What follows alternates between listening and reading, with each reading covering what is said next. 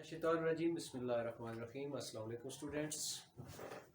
आज हम क्लास 9 की मैथ स्टार्ट करने जा रहे हैं।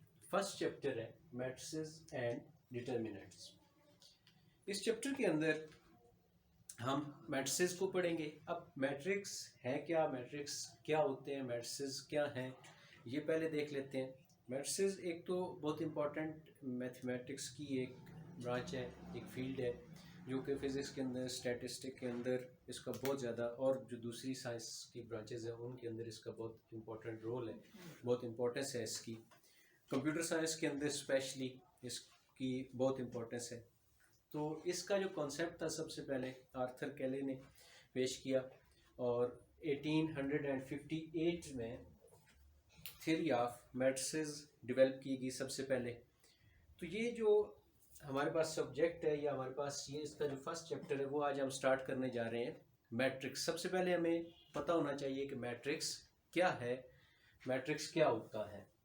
तो मैट्रिक्स जो भी आपके पास रियल नंबर गिवन है या आपके पास जो डाटा गिवन है उसको एक स्पेशल फॉर्मेशन में लिखा जाता है, एक स्पेशल वे में लिखा जाता है। वो तरीका कार क्या है उसकी डेफिनेशन से हम पता चलाते हैं। A rectangular array of or formation of a collection of real numbers. एक रेक्टेंगुलर अरे, एक rectangular formation of real number जिसको एक रेक्टेंगुलर वे में एक फॉर्मेशन में लिखा जाता है। रेक्टेंगुलर अरे और formation of a collection of real numbers. कुछ नंबर गिवन है 0, 1, 2, 3, 4 एंड 7। अब हमने उसको एक रेक्टेंगल आप किस तरह होती है रेक्टेंगल, आपको मालूम है, आपने देखी हुई है एक शेप कि जिसकी आमने सामने वाली जो साइड्स हैं वो क्या होती हैं, एक दूसरे के पैरेलल होती हैं और इक्वल होती हैं। जो ऑपोजिट साइड्स हैं इसकी ये वाली दोनों साइड्स एक दूसरे के इक्वल और पैरेलल है, ये वाली दोनों साइड एक दूसरे के पैरेलल और इक्वल है। तो इस टाइप में रेक्टेंगुलर अरे में ये इस तरह की फॉर्मेशन में जब किसी डाटा को लिखें और फिर उस डाटा को इस फॉर्मेशन में लिखने के बाद क्या किया जाए, स्क्वायर ब्रैकेट्स के अंदर क्लोज कर दिया जाए, उस फॉर्मेशन को इनक्लोज किया जाता है। जैसे यहाँ पे हमने लिखा, ये हमारे पास डाटा था 0, 1, 2, एक नॉर्मल फॉर्मेशन हमारे पास गिवन थी जो नॉर्मल डेली लाइफ में हमारे पास लिखी हुई है, पेज के ऊपर हम लिख देते हैं। तो हमने क्या किया, उस फॉर्मेशन को, ये जो हमारे पास इंफॉर्मेशन थी, ये रियल नंबर थे, उनको हमने लिखा 1, 3, 4। फिर हमने एक और नीचे लाइन में लिखा 7, 2, 0। अब यही डाटा जो नॉर्मल लिखा हुआ था वो डाटा अब एक स्पेशल रेक्टेंगुलर अरे या फॉर्मेशन में लिखा गया 1, 3, 4 और फिर 7, 2, 0। अब इसकी अगर हम शेप देखें तो ये बिल्कुल इस रेक्टेंगल टाइप का हमें नजर आ रहा है, रेक्टेंगुलर फॉर्मेशन उसकी नजर आ रही है। अगर हम इस फॉर्मेशन को क्लोज कर दें स्क्वायर ब्रैकेट्स के अंदर तो हमारे पास यही जो फॉर्मेशन है वो हमारे पास क्या बनेगी, ये हमारे पास बन गया मैट्रिक्स। ये हमारे पास क्या बना, मैट्रिक्स। अगर हमने किसी भी फॉर्मेशन इंफॉर्मेशन को, किसी भी रियल नंबर जो हमारे पास गिवन है उसको एक स्पेशल रेक्टेंगुलर अरे या फॉर्मेशन में लिख लिया और उसको इनक्लोज कर दिया स्क्वायर ब्रैकेट्स के अंदर, तो ये हमारे पास क्या कहलाती हैं, ये कहलाती हैं मैट्रिक्स। नॉर्मली जो मैट्रिक्स को कन्वेंशनली, कन्वेंशन का मतलब है कि जो पीछे से साइंटिस्ट से चलता आ रहा था फिर आगे हम उसको एज इट इज़ लेकर चल रहे हैं, वो ये है कि मैट्रिक्स को जब डिनोट किया जाता है तो मैट्रिक्स को डिनोट किया जाता है कैपिटल वर्ड से। जो भी आपके पास अल्फ़ाबेट्स हैं, जब मैट्रिक्स को प्रेजेंट करना होगा, उस मैट्रिक्स को फॉर्म में लिखना होगा कि ये वाला मैट्रिक्स लिखा हुआ है, तो हम लिख देंगे A, B, C, D, M, N, P, Q etcetera. अब आते हैं मैट्रिक्स के अंदर, ये जो आपको नजर आ रहा है यहाँ पे हमने डाटा लिखा, ये हमने नंबर्स लिख दिए। नंबर्स को इस मैट्रिक्स की जुबान में क्या बोलते हैं, इंट्रीज, एलिमेंट्स। ये जो इंट्रीज हैं, ये जो नंबर लिखे हुए हैं इनको बोलेंगे एलिमेंट्स। ये एलिमेंट्स हैं उस मैट्रिक्स के जो इस मैट्रिक, अगर हम इसको क्या देते हैं, मैट्रिक ए है ये हमारे पास, तो इस मैट्रिक के एलिमेंट्स क्या हैं, 1, 3, 4, 7, 2, 0। These number real numbers are elements of matrix A. अब इसके अंदर जब हमने इसको मैट्रिक्स की फॉर्म में डेटा को, रियल नंबर को लिख लिया, तो ये इस फॉर्म में आने के बाद इसके जो एलिमेंट्स हैं उसके हवाले से इनको एक स्पेशल, एक जो शेप इसकी बनी, इसमें दो तरह की हमारे पास चीज़ें आ जाती हैं। एक तो इनकी फॉर्मेशन किस तरह है, हॉरिजॉन्टल है, और दूसरी जो फॉर्मेशन आपको नजर आ रही है वो क्या है, उसकी वर्टिकल है। मतलब अगर आप उसको ऐसे रीड करो तो ये क्या है, वो हॉरिजॉन्टल है, बिल्कुल जो है वो लेटा हुआ है। और अगर आप इसको ऐसे रीड करो ऊपर से नीचे, तो ये कैसे है, ये वर्टिकल फॉर्मेशन है उसकी। ये जो एलिमेंट्स हैं वो वर्टिकली लिखे हुए हैं। इसको ऐसे रीड करें तो ये क्या बनते हैं, ये हॉरिजॉन्टली बनते हैं। तो वो डेटा, वो नंबर्स जो हॉरिजॉन्टली लिखे हुए होते हैं उनको क्या बोलते हैं, वो एंट्रीज जो हॉरिजॉन्टली प्रेजेंट होती हैं उनको बोलते हैं, इसको हम बोलेंगे, ये जो हमारे पास है दैट इज कॉल्ड रो। और ये जो हमारे पास ये गिवन है, ये वाला जो उसका वर्टिकल फॉर्मेशन है, ये वाली, ये हमारे पास क्या कहलाएगा, ये कहलाएगा कॉलम।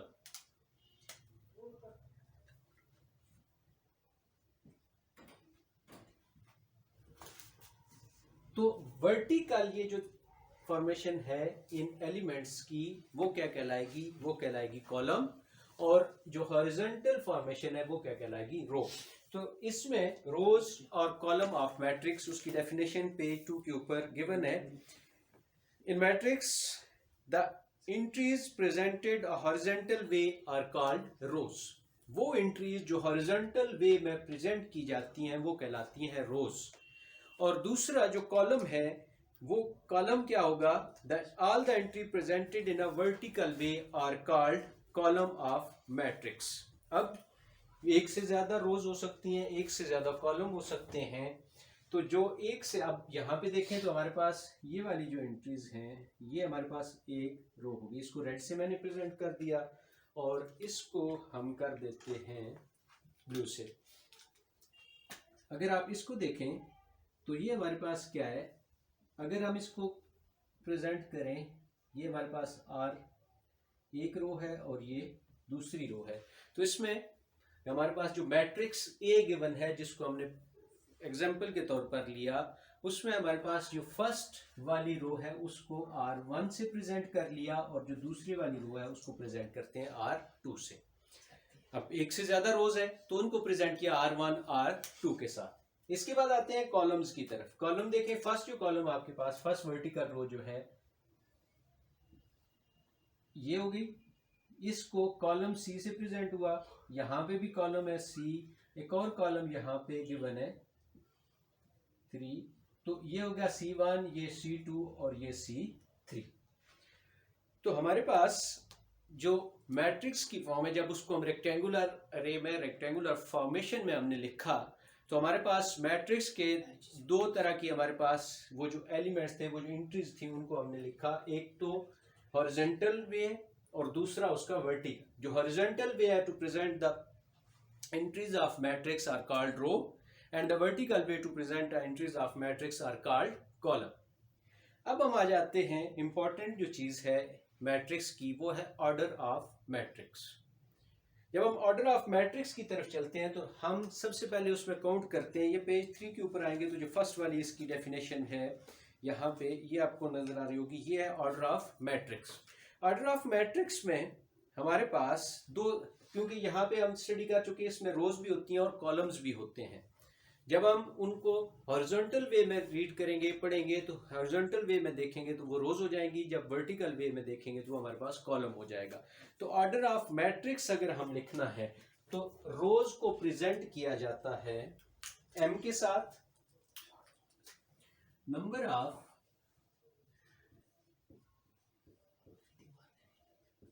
रोज को प्रेजेंट किया जाता है किसके साथ, m के साथ, और number of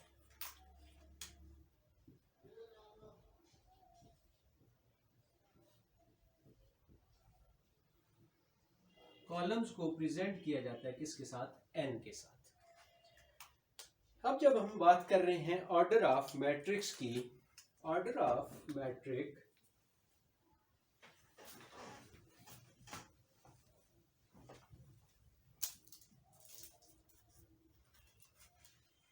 order of matrix की जब हम बात करें, कोई हम मैट्रिक्स यहां पे सपोज कर लेते हैं कि हमारे पास एक मैट्रिक्स है एम जो इक्वल है किसके 1 2 3 1 0 2। अब हमसे कहा जाता है कि सबसे पहले इसका मैट्रिक्स लिखो, सॉरी ऑर्डर लिखो। सबसे पहले हम देखेंगे इसमें नंबर ऑफ रोज कितनी है। अगर आप देखें तो नंबर ऑफ रोज इसमें कितनी है, एक तो ये हो गई 1 और एक हो गई 2। तो number of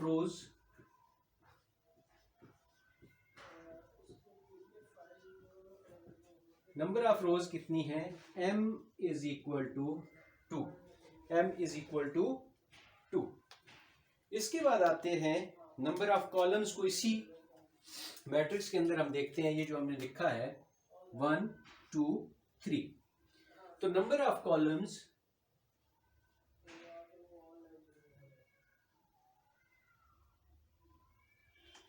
is equal to n is equal to 3। अब हम लिखने जा रहे हैं order of matrix. Order of matrix क्या होता है, m by n। m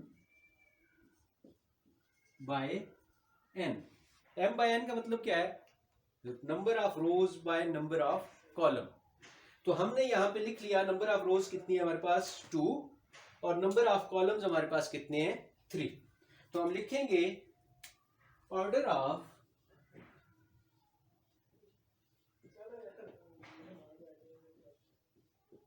matrix M is 2 by 3। Order of matrix को किससे प्रेजेंट करते हैं, number of rows into number of column या number of rows by number of column.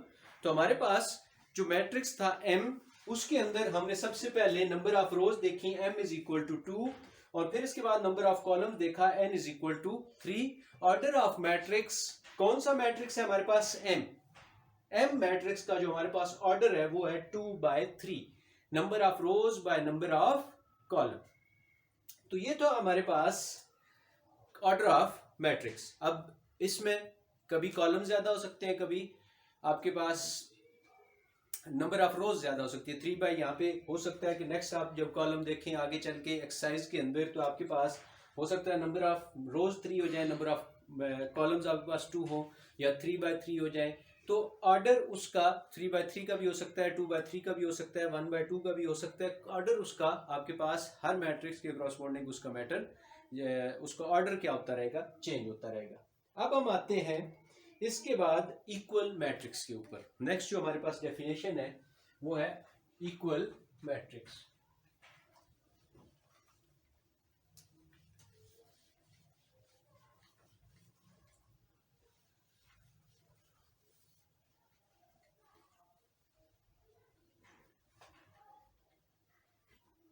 जब हम बात करते हैं इक्वल मैट्रिक्स की,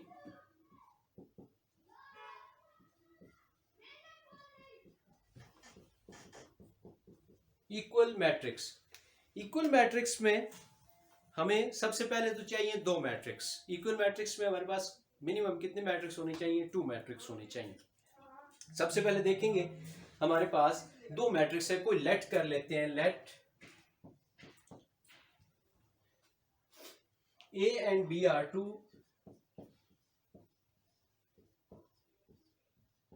two matrices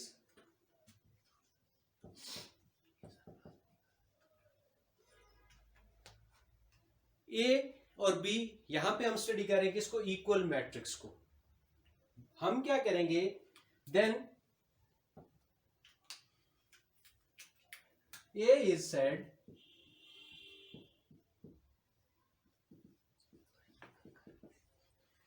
said to be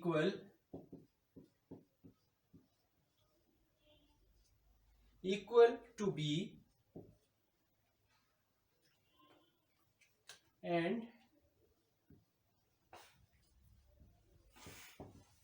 denoted by A is equal to B. क्या A is equal to B? Matrix हमने दो लेट किए, टू मैट्रिक्स लेट कर लिए A एंड B। दोनों मैट्रिक्स एक दूसरे के इक्वल कहलाएंगे कब? जब हमारे पास उसकी दो कंडीशंस हैं। कौन कौन सी दो कंडीशन है? First, the order of matrix A is equal to the order of matrix B। सबसे पहली कंडीशन आपने ऑर्डर चेक करना है। अगर A का ऑर्डर B के इक्वल आता है तो आपकी एक कंडीशन उसने सेटिस्फाई कर दी। अच्छा जी, फर्स्ट कंडीशन उसकी क्या है?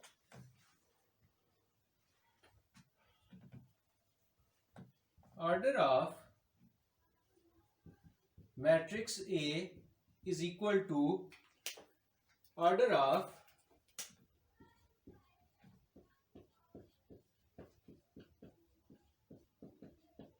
Matrix B। फर्स्ट कंडीशन ये होगी। दूसरी condition, their corresponding entries are equal.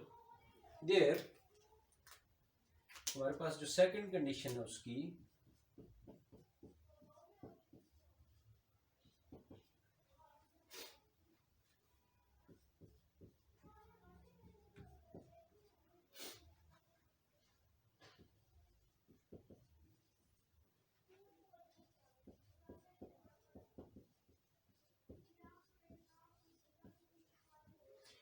Corresponding entries are equal. Corresponding का मतलब क्या है कि जो जगह मैट्रिक्स ए वे नंबर की है वही उसी जगह के ऊपर, उसी प्लेस के ऊपर मैट्रिक्स बी का जो एलिमेंट मौजूद है। जैसे हम यहाँ पे लिख लेते हैं कि अगर हमारे पास ए मैट्रिक्स यहाँ पे, लेट्स सपोज इसको हम कर लेते हैं वहाँ पे 3 1 3 4 5, और बी मैट्रिक्स है हमारे पास,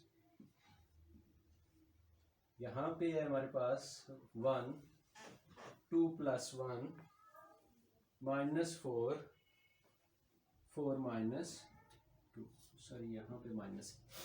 अब जब हम बात करते हैं मैट्रिक्स की क्रॉसपॉन्डिंग एंट्रीज की, क्रॉसपॉन्डिंग एंट्रीज हमारे पास क्या है?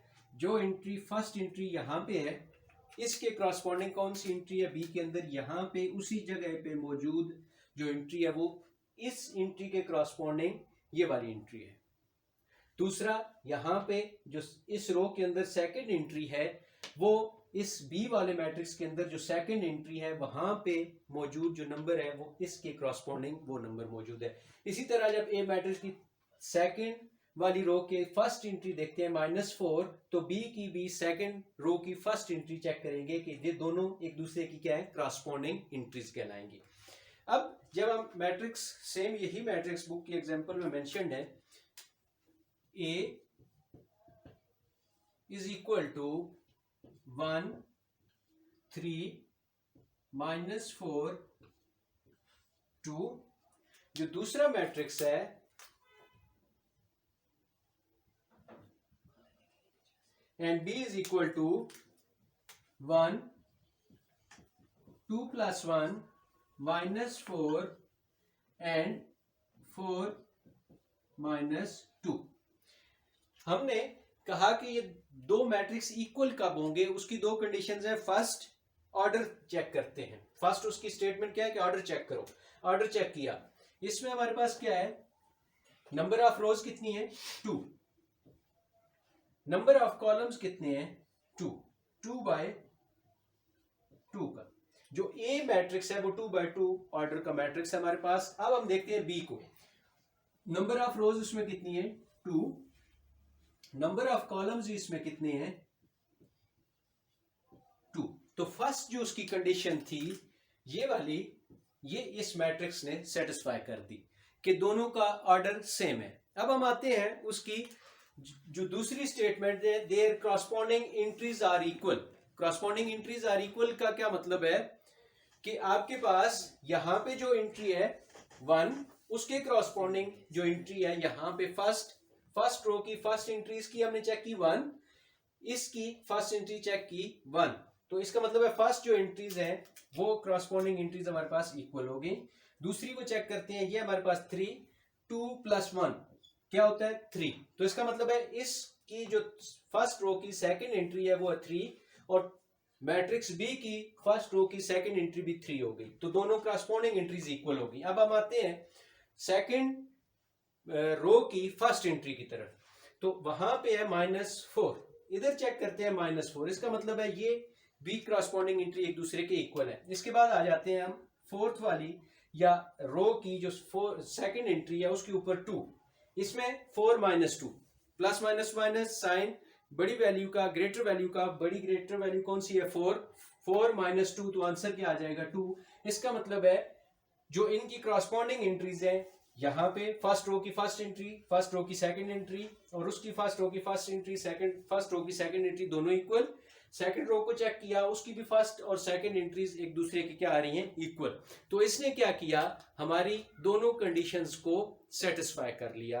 तो इसका मतलब है ये दोनों matrix A is equal to B, ये दोनों मैट्रिक्स एक दूसरे के इक्वल होंगे।